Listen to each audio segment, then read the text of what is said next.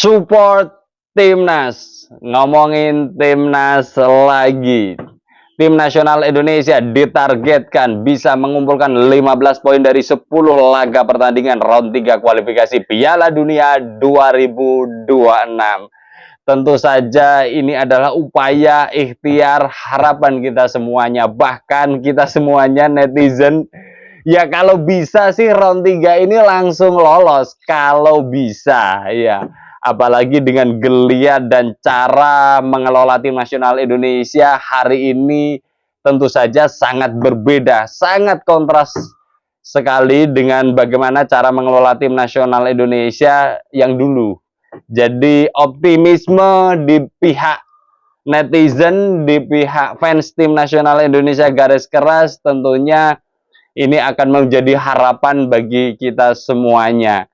Ya, kita akan mencoba mengangkat bagaimana cara mengelola tim nasional Indonesia, perbedaan antara negara-negara yang ada di grup C, kemudian dengan tim nasional Indonesia, dan itu yang membedakan outputnya. Ya, kita masih ingat ya, belum lama ini ada perselisihan antara pelatih kepala Ivan Kovic dengan Zenzi, asisten pelatih Cina yang kemudian terbelah menjadi dua kubu, dan rumornya ini juga sangat panas di sana ya, sehingga ada kabar ya desakan untuk segera mengundurkan diri atau terpaksa dipecat akan mencuat ya, dan prahara ini tentu saja akan berpengaruh terhadap persiapan tim nasional Cina untuk mengarungi round 3 kualifikasi Piala Dunia 2026. Kemudian Australia 2 kali pertandingan kurang bisa mendapatkan hasil maksimal ya, bersama melawan tim nasional Indonesia, hasil seri 0-0 yang sebelumnya mereka menganggap ini adalah pertandingan mudah, ini akan bisa mendapatkan poin sempurna, 3 poin akan didapatkan Australia, dan terjadi. Dan apa yang terjadi? Yang terjadi adalah pertandingan imbang tanpa gol, dan itu yang membuat pelatih Arnold pusing 7 keliling ya. Arnold dengan berbagai macam pertimbangannya menyatakan mengundurkan diri dari tim nasional Australia setelah sang pelatih ini tentu saja mengawal melatih tim nasional Australia sudah lama sebetulnya, sejak 2018, dan ini saya pikir histori panjang, dan bisa jadi tahun 2024 adalah bukan tahun Arnold bersama dengan Australia, sehingga keputusan itu segera diambil dan terjadi kesepakatan juga dengan tim nasional Australia, sehingga mereka memasuki pertandingan ketiga yang akan datang mereka berpisah. Semoga saja prahara negara-negara lain juga akan mengikuti dan tim nasional Indonesia semakin kokoh. Ya, berbeda cerita dengan tim nasional Indonesia, saya pikir tim nasional Indonesia yes, kuda hitam, ranking paling bawah, update hari ini rankingnya 129 ya. Negara yang tentu saja tidak diperhitungkan masuk di Piala Dunia 2026. Terus kemudian cara yang dilakukan tidak mengganti seorang pelatih ya, tetap menjadikan Sintayong sang history maker sebagai pelatih kepala tim nasional Indonesia. Terus kemudian yang dilakukan adalah menyempurnakan pemain, menambah amunisi pemain ya. Setelah datang beberapa pemain, sebut saja Jay Itses ya, terus kemudian Tom Haye, Ragnar Oratmangun ya, terus kemudian lagi Kelvin Verdong, Martin Pes, hari ini sedang proses ya, ada Miss Hilger dan Eliana Reinders ya. Bisa jadi ini kan ya memang PSSI punya peran penting di dalam melakukan negosiasi. Saya pikir negosiasinya pun tidak sekedar negosiasi, ada banyak hal yang ditawarkan mengenai kebanggaan, mengenai nasionalisme, mengenai karir dan sebagainya ya, dengan membela tim nasional Indonesia. Terus kemudian yang menjadi menarik adalah peran netizen yang tidak kalah penting, saya pikir. netizen seringkali menggoda, ya, seringkali menggoda. Bagaimana saya yakin pun salah satu keputusan Miss Hilger, ya, untuk bisa membela tim nasional Indonesia karena memang aura di negara Indonesia ini berkaitan dengan atmosfer sepak bola. Tentu saja khususnya tim nasional Indonesia. Ya, dia merasakan betul datang ke Indonesia sekitar 4-5 hari, ya, bagaimana melihat atmosfer, ya, trending topik di semua sosial media, di YouTube, ya, di TV, di Instagram, di TikTok dan sebagainya, ya, pemain 121 miliar. Yang sebelumnya ada Tom Haye 52 miliar, terus Jai Itzes 43 miliar, Kelvin Verdong 43 miliar, Martin Paes 26 miliar, hari ini datang Miss Hilger 121 miliar. Dan tentu saja netizen tidak puas dengan apa yang sudah dicapai oleh PSSI. Ya, netizen membantu untuk menggoda Ian Matsens, ya, pemain sekitar 700 miliar ini terus digoda di dalam setiap sesinya, ya, pemain Aston Villa ini. Semoga saja Ian Matsens juga tergoda, ya, meskipun ada, ya, bisa jadi kalau misalkan bersedia dinaturalisasi, PSSI harus mempelajari lebih karena ada kasus yang hampir mirip dengan Martin Paes, ya, kalau berkaitan dengan Ian Matsens, ya, usia 22 tahun tapi masih membela tim nasional Belanda U21, ya. Ya, kalau Martin Paes bisa, otomatis dengan kasus yang sama Ian Matsens juga bisa kalau Ian Matsens bersedia. Makanya kita rayu terus, kita goda terus, ya. Terus kemudian ya, Pascal Struijk, ya, back dari Leeds United ini juga netizen kita semuanya sedang menggodanya. Ayolah kemari, ayo gabung tim nasional Indonesia, ayo buat tim nasional Indonesia masuk Piala Dunia. Mari kita bangun bersama tim nasional Indonesia. Saya pikir peran netizen ini yang akan jadi pesona tersendiri bagi para pemain tersebut. Ya, Gelora Bung Karno menjadi saksi bagaimana 70.000 penonton, ya, 70.000 penonton memadati Stadion GBK. Dan pertandingan kedua kemarin, ya, tim nasional Indonesia mencatatkan rekor penonton terbanyak kualifikasi Piala Dunia round 3, ya, di match kedua. Jadi ini yang membedakan dengan negara-negara lain. Ya, kalau kita masih bisa melihat dari unsur sisi manajemen yang lainnya, sebenarnya ini pernah saya kupas pada episode video-video sebelumnya. Tapi menegaskan saja, hari ini Erick Thohir utamanya, tokoh utama di balik semua perjalanan ini, memang mengerti betul apa makna balance scorecard, salah satu istilah manajemen. Jadi kalau mau menginginkan tim nasional Indonesia makin hari makin hebat, maka ya yang pasti kepuasan pelanggan harus diutamakan. Siapa pelanggan tim nasional Indonesia? Tentu saja adalah fans tim nasional Indonesia, tentu saja masyarakat Indonesia. Dan jangan lupa, per hari ini, ya, 2 pertandingan kemarin itu tim nasional Indonesia disiarkan ke 48 negara. Ini sesuatu, ya, 48 negara menyiarkan pertandingan tim nasional Indonesia. Saya pikir ini sesuatu.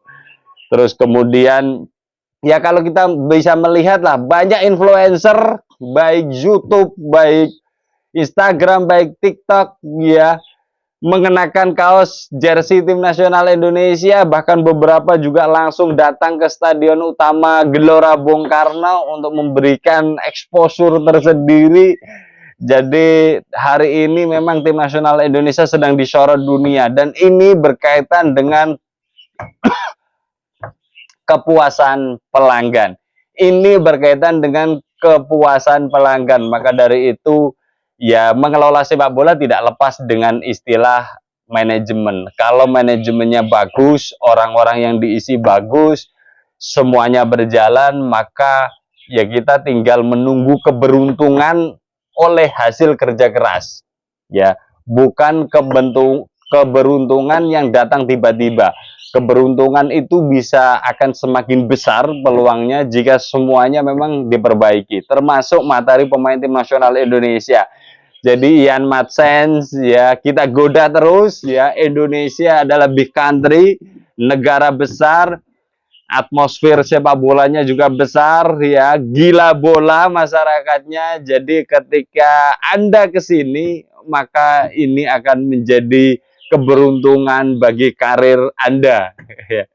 Dan tentu saja ini tidak bisa dirasakan kecuali masuk tim nasional Indonesia. Pascal Struijk, pemain 260 miliar Leeds United, ini juga pemain yang saya pikir masih muda, berenergi, back, ya. Masih ada waktu, kalau misalkan mau gabung dengan tim nasional Indonesia, mari sini, ya. Dalam hal materi pemain, dalam hal infrastruktur, ya, dalam hal penyiapan segala sesuatunya, seperti Pak Erick Thohir juga menyiapkan mencarter pesawat untuk bisa memuluskan tim nasional Indonesia terbang ke Cina, sehingga kita atau pemain itu dalam kondisi fit. Di saat seorang pelatih Sintayong membutuhkan pemain yang bugar, pemain yang fit untuk bisa bekerja keras, bermain di lapangan, maka peran salah satu manajemen pada internal proses, ya. Internal proses ini juga salah satu elemen dari balance scorecard, maka harus ditingkatkan, ya. Jadi kita tidak bisa, atau ketua PSSI atau Badan Tim Nasional Indonesia tidak bisa hanya sekedar kita targetkan menang, tapi habis itu nggak ada apa-apa yang bisa dilakukan. Perannya PSSI hari ini sangat terlihat besar sekali, dan tentu saja ini akan bisa memompa semangat dari para pemain tim nasional Indonesia. Terbang ke Cina dengan charter pesawat, saya pikir akan bisa menjadi penghargaan tersendiri bagi pemain tim nasional Indonesia, dan yang paling penting adalah tujuan utamanya menjaga kebugaran para pemain tim nasional Indonesia. Terus kemudian tidak hanya dua faktor itu, kalau dilihat dari faktor finansial, menarik sebenarnya hari ini, ya, hampir semuanya bisa dijual berkaitan dengan tim nasional Indonesia. Ya, belum menutup operasional, iya, yang disampaikan Pak Erick Thohir, akan tetapi berjalannya waktu, saya pikir ini juga akan bisa memoles tim nasional Indonesia, ya. Terus kemudian pembelajaran, growth-nya, pertumbuhan terhadap pelatihan pengembangan usia dini, juga tim nasional Indonesia sudah menyiapkan U17, U20, sehingga nanti ada regenerasi bagi perjalanan tim nasional Indonesia U23 dan tim nasional Indonesia senior. Saya pikir pengelolaan yang menarik ini seolah-olah PSSI sedang mendemonstrasikan kepada publik, kepada tim nasional Indonesia, penggemarnya, ya, begini loh cara mengelola tim nasional Indonesia, meskipun tetap ada pro dan kontra. Bahkan ketika ada satu dua tokoh yang mengkritisi bagaimana proses naturalisasi, terus kemudian juga dilihat dari kewarganegaraan ganda dan sebagainya, dan saya pikir ya itu sensitif, ya. Dan ketika Badan Tim Nasional Indonesia menyadari itu sensitif, utamanya terhadap para pemain yang dinaturalisasi, ini harus segera di cover. Dan itu menjadi tanggung jawab Pak Sumarji. Pak Sumarji juga sudah menjelaskan bahwa kita segera netralisir, kita segera jelaskan, ya, dengan fenomena-fenomena yang ada di masyarakat Indonesia. Tapi percayalah, itu hanya segelintir orang. Itu hanya segelintir orang saja. Hampir semuanya, mayoritas masyarakat pecinta sepak bola Indonesia menghargai mereka, ya, karena mereka memang tidak lahir di Indonesia, akan tetapi bersedia memperkuat tim nasional Indonesia, memakai jersey tim nasional Indonesia, dan menyanyikan lagu Indonesia Raya dan ya menarik, beberapa waktu lalu kita bisa melihat bagaimana Miss Hilger ya belum disumpah, dia saja sudah berani di saat setelah selesai pertandingan mengibarkan bendera merah putih, dan ini tentu saja identitas baru buat Miss Hilger. Meskipun di banyak wawancaranya Miss Hilger dia mengatakan bahwa ya saya lahir di Belanda, akan tetapi budaya, kultur, habit dari kehidupan sehari-hari saya sangat dipengaruhi oleh Indonesia. Dan tentu saja ketika diputuskan menjadi warga negara Indonesia, ini adalah menjadi kenikmatan tersendiri dan saat ini adalah menjadi momentum yang tepat bagi saya.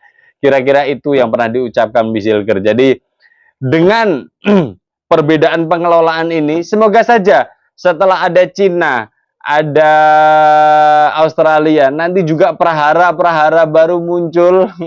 Bukan efek kita menyiasati mereka, mengakali mereka, mengadu domba mereka, tapi mereka buyar sendiri karena kita fokus pada diri sendiri, fokus pada target yang ingin dicapai, dan kemudian kita demonstrasikan, kita perlihatkan apa yang sudah kita lakukan kepada dunia, sehingga magnet itu datang makin hari makin besar.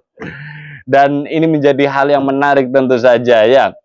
Semoga saja pertandingan melawan Bahrain akan lancar, diberikan kemenangan tentu saja, harapan kita semuanya, karena momentum itu ada, peluang itu ada, apalagi pertandingan melawan Cina, saya pikir ini juga lumbung poin juga. Kalau kita bisa mendapatkan 6 poin, ya ini akan menjadi sesuatu yang spesial tentu saja. Kalau kita bicara pertandingan melawan Jepang, ya beberapa netizen mengatakan bahwa bola itu bundar.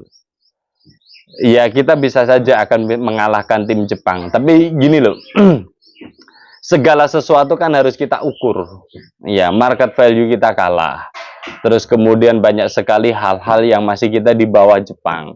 Pengalaman Jepang di round 3 dan di Piala Dunia juga sudah sering kali terjadi. Jadi secara mentalitas, secara teknikal, secara performa dan sebagainya kita kalah. Kemudian tidak lantas kita tidak membangun optimisme, tidak, tapi memang harus kita akui kelasnya masih kalah ya. Ini bukan tidak mungkin akan berubah menjadi seri ataupun menang jika yaitu tadi Ian Matsens ya. Siapa lagi pemain-pemain yang baru kita rayu, kita suruh ke sini ya, ajak gabung tim nasional Indonesia, bisa bergabung. Tentu saja kita akan update informasi berikutnya, tapi yang kita pastikan adalah cara mengelola tim nasional Indonesia hari ini berbeda dengan negara lain yang ada di grup C, dan tentu saja berbeda dengan pengelolaan tim nasional Indonesia sebelumnya. Kita akan update lagi bersama saya Steoban. Thanks for watching.